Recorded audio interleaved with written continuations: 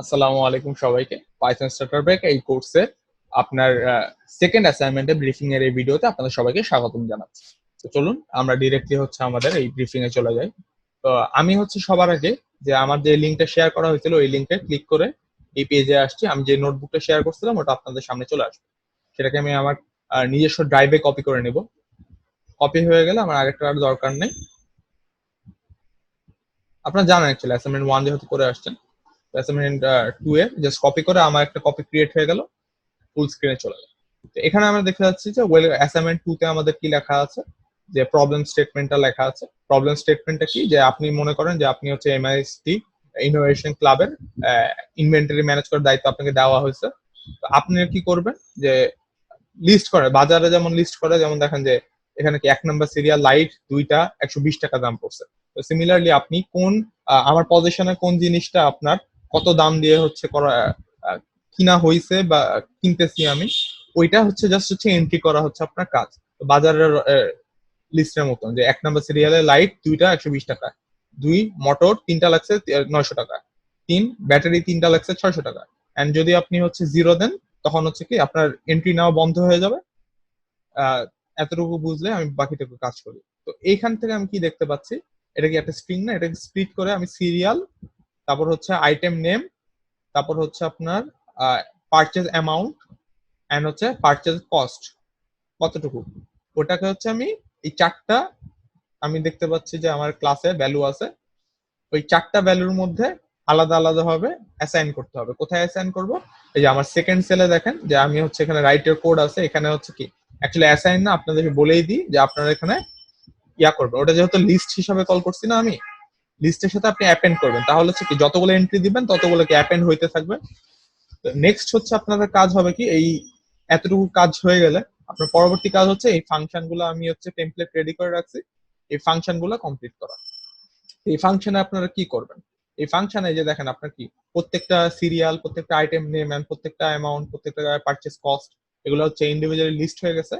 তো দেখেন যে প্রথম যেই আপনার এন্ট্রি, প্রথম এন্ট্রি কি, আপনার প্রত্যেকটা লিস্টের প্রথম এলিমেন্ট নিয়ে না, তো প্রত্যেকটা লিস্টের একই ইন্ডেক্সের এলিমেন্ট গুলা দিয়ে আমি একটা টাপল ক্রিয়েট করছি। যেমন হচ্ছে প্রত্যেকটা লিস্টের প্রথম এলিমেন্ট দিয়ে আমি এই টাপলটা ক্রিয়েট করছি। দেন এটাকে আমি কি করতেছি, একটা মানে এই এটার ভিতরে আমি কি একটা লিস্ট কল করে নিব, এবং ওই লিস্টে এইগুলো অ্যাপেন্ড করতে থাকবে। যে প্রথম এন্ট্রিটা হচ্ছে আমি অ্যাপেন্ড করতেছি, দেন ফর লুপ দিয়ে সেকেন্ড এন্ট্রিতে ইটারেট করব, দেন থার্ড এন্ট্রিতে ইটারেট করে করে লিস্ট অফ টাপল ক্রিয়েট করতেছি। যে এই লিস্টের প্রত্যেকটা এলিমেন্ট কি চারটা এলিমেন্টের একটা টাপল। তো ওই টাপলটা ক্রিয়েট করে এটা রিটার্ন কি করবে, যে পাঁচটা রিমুভ করে দিবে। আমি বলছি যে remove pass statement and complete the function. তো পাস স্টেটমেন্ট রিমুভ করে দিয়ে আমি জাস্ট আমার কোডটা লিখবো। কোডটা কি লিখবো, কোডটা হচ্ছে রিটার্ন করবে একটা জিনিস, রিটার্ন করবে হচ্ছে একটা স্ট্রিং যেটা হচ্ছে লিস্ট অফ টাপলস। যে লিস্টটা, এটা যেমন একটা এক্সাম্পল দিলাম যে আমার যে এন্ট্রিটা আছে এই এন্ট্রি থেকে আমার এরকম একটা লিস্ট অফ টাপল ক্রিয়েট হবে, এবং ওই লিস্ট অফ টাপল কি করবে, সে রিটার্ন করবে। যে আমি যদি একটা ভ্যারিয়েবল, ধরেন আমি একটা ভ্যারিয়েবল ইকুয়ালস টু এই ফাংশনটা কল করি, তাহলে আমাকে একটা লিস্ট অফ টাপল রিটার্ন করবে। তো যাই হোক, আমার পাস ছিল, ওই পাসটা দিয়ে রাখি, আপনার এই পাসটা রিমুভ করে দিবেন। তো রিমুভ করার পরে আমার নেক্সট কি করব, নেক্সট টাইম আমি হচ্ছে কি সর্ট বাই কস্ট, এই টাপলটা ক্রিয়েট করছি, এই ফাংশনটা আমি যদি কল করে একটা ভ্যারিয়েবল যেটা লিখলাম একটু আগে, যে suppose a equals to create list of tuples, এটা যদি আমি করি সুন্দর মতন আমার ভ্যালুটা চেঞ্জ হয়ে যাবে। অথবা আমার এই যে এখানে কি সেলফ ডট লিস্ট অফ টাপলস আছে না,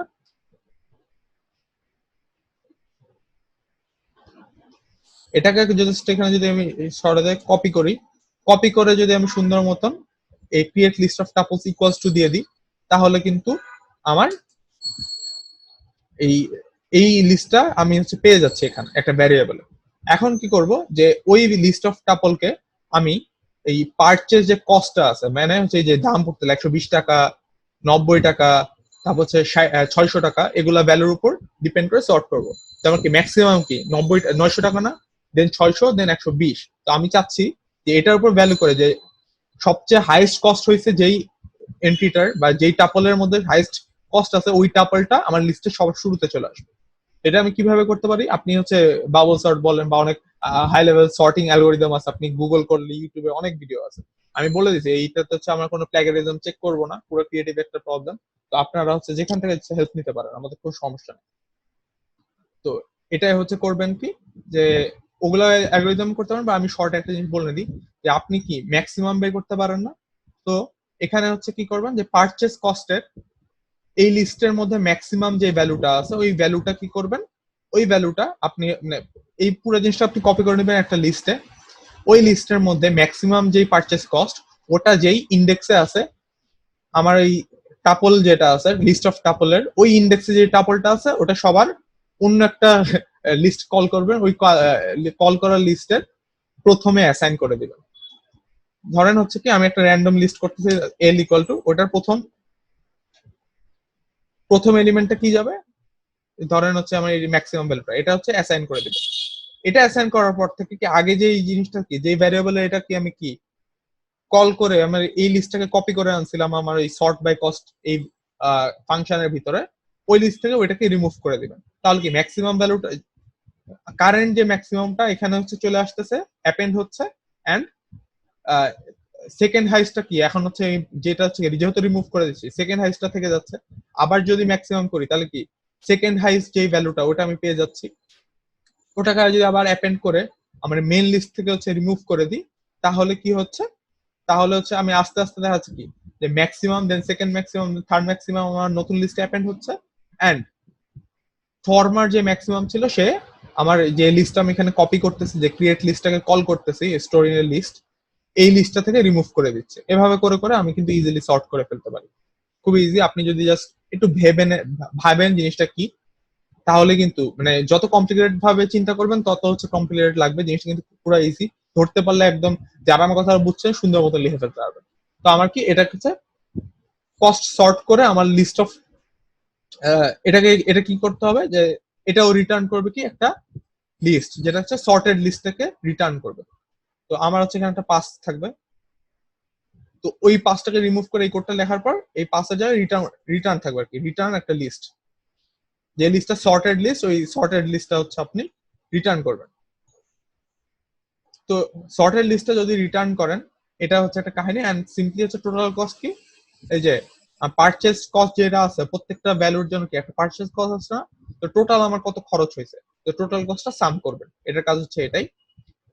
আমি যেটা বললাম যে জিরোর পরে আমার কি করতে হবে, জিরোর পরে আমি যদি একটা ইন্ডেক্স এন্টার করি, যে আমি চাচ্ছি যে হাইয়েস্ট মানে সবচেয়ে বেশি আমি খরচ করছি কিসে, ওই জিনিসটা আমি বের করতে চাইছি, সেই জন্য আমি জিরো এন্টার করব।